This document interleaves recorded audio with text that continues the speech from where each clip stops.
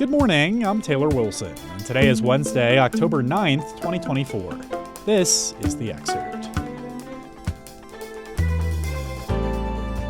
Today, Hurricane Milton nears Florida, plus how health insurance rates are climbing, even amid cooling inflation. And we discuss a new era of conservative comedy. Hurricane Milton regained Category 5 strength yesterday as it moved through the Gulf toward the Florida Peninsula. The National Hurricane Center said in an early morning update that the storm is expected to make landfall on Florida's Gulf Coast tonight. Sustained winds reached 160 miles an hour overnight.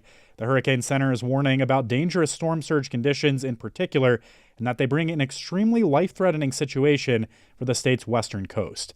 Milton is forecast to cross the state in a northeasterly direction, exiting the east coast somewhere between Daytona Beach and Stewart tomorrow morning. Florida Governor Ron DeSantis told residents yesterday that time was running out before the storm made landfall.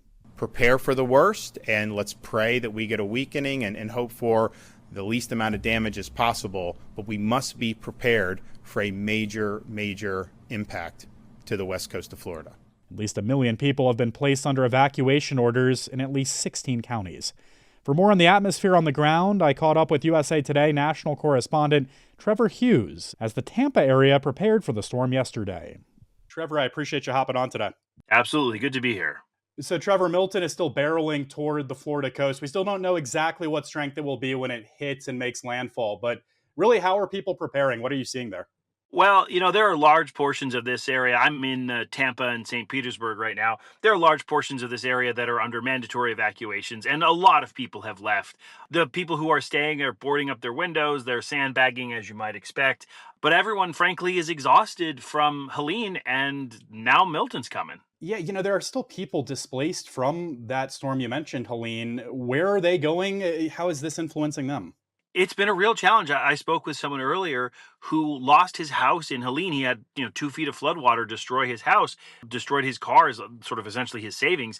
And he's been living in his car ever since. So when I talked to him, he was at an emergency shelter trying to find a place to rest with his parrot.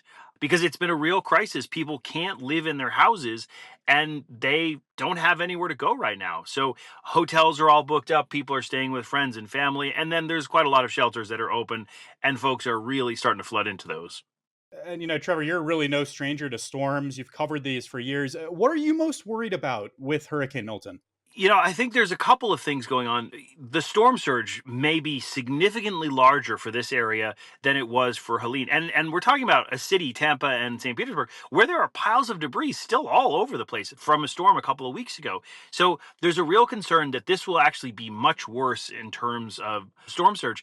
But the other factor is the mental health. I mean, people here are exhausted dealing with storm after storm. And you get the sense that there's just this, oh my goodness, what is going to happen next kind of feeling that's going on. And I really feel for those folks. It's so tough, Trevor. I appreciate you being out there and checking in with us. Stay safe and hoping for the best for all the folks in Florida. You bet.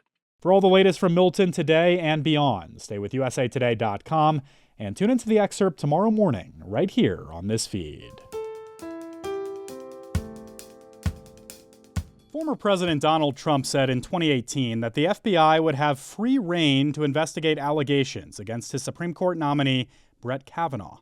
But a report yesterday from a Senate Democrat found the investigation flawed and incomplete without following up on multiple leads. The report from a member of the Judiciary Committee, Senator Sheldon Whitehouse, criticized the FBI for not investigating more fully claims of Kavanaugh's alleged sexual misconduct, described by 2 women. Kavanaugh has denied the allegations. Whitehouse's report said the FBI did not investigate thousands of tips it received, but passed them along to the White House. Kavanaugh did not respond to a request for comment, and Trump campaign spokesperson Caroline Leavitt said in a statement that the ridiculous story about the report was a way to delegitimize the Supreme Court and pave the way for Kamala Harris to pack the court with radical left judges. Even as spiking grocery bills and car prices have cooled, health insurance rates are climbing. The average cost for a family health insurance plan offered through an employer increased 7% this year to $25,572, according to the annual Employer Health Benefit Survey released today by KFF, a nonprofit health policy organization. The cost of family health insurance jumped 7% for the second consecutive year after a decade of more modest yearly increases. Family insurance rates increased by just 1% in 2022. As for individuals, insurance costs bumped up 6% to just under $9,000 this year, according to the survey. A year ago, individual plans increased 7%. Health insurance costs have risen at higher rates than the increase in workers' wages. Health insurance rates accelerating after a decade of more modest increases likely reflects the growth of prices in the economy overall, according to Matthew Ray, Associate Director of KFF's Healthcare Marketplace Project. Ray added people are also accessing healthcare more frequently after skimping on doctor visits and routine medical screenings during the COVID pandemic. You can read more with a link in today's show notes. TikTok is facing a slew of lawsuits filed by 13 U.S. states and the District of Columbia yesterday, accusing the social media platform of harming and failing to protect young people. The lawsuits were filed separately in New York, California, D.C., and 11 other states and expand Chinese-owned TikTok's legal fight with U.S. regulators while seeking new financial penalties against the company. The states accuse TikTok of using intentionally addictive software designed to keep children watching as long and often as possible and misrepresenting its content moderation effectiveness. The states say TikTok seeks to maximize the amount of time users spend on the app in order to target them with ads. And New York Attorney General Letitia James said young people are struggling with their mental health because of addictive social media platforms like TikTok, in her words. TikTok said last week it strongly disagrees with allegations that it fails to protect children, saying that it has robust safeguards in place for teens and parents. The U.S. Justice Department sued TikTok in August for allegedly failing to protect children's privacy on the app, and other states previously sued TikTok for failing to protect children from harm. From podcasts to late night, are we in a new era of conservative comedy? I spoke with USA Today Congress, campaigns, and democracy reporter Carissa Waddick for more. Carissa, thank you so much for hopping back on the show. Yeah, absolutely. So Carissa, just starting here, how are some comedians finding really an audience with conservatives, and who are some of the folks we're talking about here? We're thinking about Joe Rogan, Greg Gutfeld, who hosts a show on Fox News. He's one of the most popular late night show hosts out there right now, and other podcasters too, like Theo Vaughn. So that's the group we're thinking about. And their popularity has skyrocketed in the last 4 or so years as a lot of the mainstream comedians on TV, thinking like Stephen Colbert, Jimmy Kimmel, people like that have leaned towards a more liberal-leaning audience.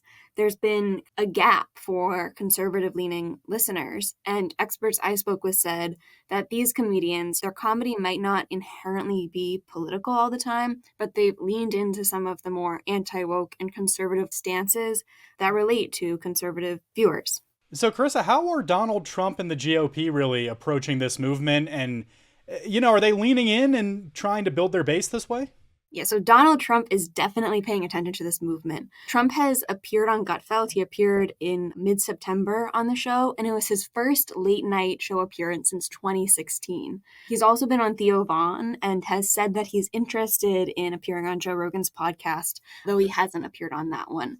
So Trump and his allies understand the importance of this audience, and they want to reach those listeners. They have been trying to gain more support with men in their base, and these platforms have a heavy audience of men. And so it's really important for them to reach those listeners.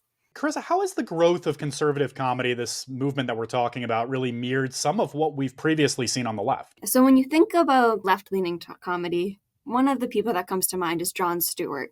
In the early 2000s, he became popular during the George W. Bush administration. He said the same thing as a lot of the conservative-leaning comedians do now, which is that, their comedy isn't expressly ideological. Stewart acknowledged that he had the liberal biases, but he said that his goal was to make people laugh. But at the end of the day, his audience leaned more liberal, and a lot of his comedy leaned into liberal viewpoints. And many of the alumni of his show, right, we think of Stephen Colbert, we think of John Oliver, people like that have come to define comedy now and are major comedic figures who a lot of people listen to. And so the movement now of conservative comedy gaining viewership is similar. And in terms of the tangible impact on this year and this year's election, what impact is all this having on the 2024 race? We all know too well that this race is going to be tight, and every vote really counts. It'll be decided on hundreds of thousands of votes in a handful of states. And the two candidates are doing everything they can to reach voters where they are. Like I said, Trump is really focused on building his base with male support. These audiences are key to that. So reaching the viewers that these people have, it's important for them to cultivate that. Carissa Waddick covers Congress, campaigns, and democracy for USA Today. Thank you, Carissa. Thanks so much.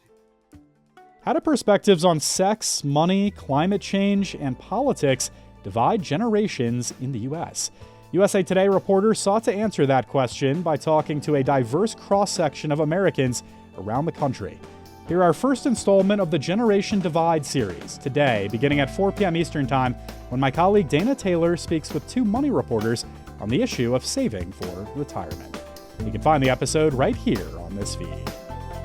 And thanks for listening to The Excerpt. You can get the podcast wherever you get your audio, and if you're on a smart speaker, just ask for The Excerpt.